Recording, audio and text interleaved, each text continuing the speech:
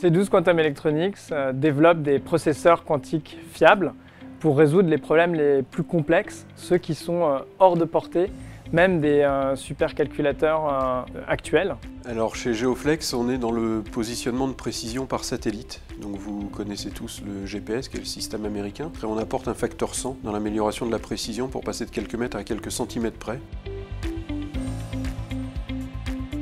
On a vraiment senti avec Sprint 50 que ça permettait effectivement une accélération, un coup de projecteur, et ça s'est vu sur le nombre d'abonnés de notre page LinkedIn. C'est une reconnaissance importante de l'écosystème qui nous permet une mise en visibilité appréciable vis-à-vis de nos clients et prospects.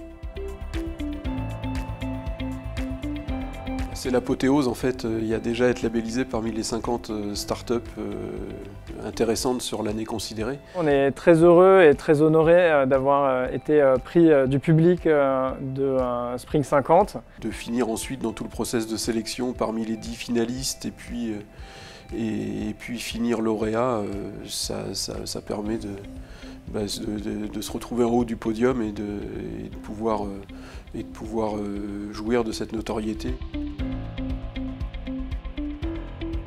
Mathieu et moi, les deux fondateurs de C12 Quantum Electronics, Mathieu qui est le CTO et moi qui est le CEO, sommes tous les deux polytechniciens, donc tous les deux diplômés de l'école polytechnique.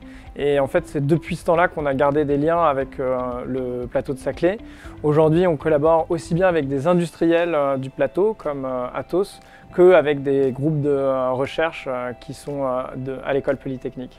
On a sous la main, en habitant là, un des plus grands, un des meilleurs écosystèmes pour le développement d'entreprises innovantes en Europe, avec un certain nombre de laboratoires universitaires. On est passé par Incub-Alliance, qui nous a servi de tremplin dans la manière de poser notre activité, de comprendre notre activité, de commencer à la développer. Donc on avait tout l'écosystème sous la main et ça s'est révélé pertinent.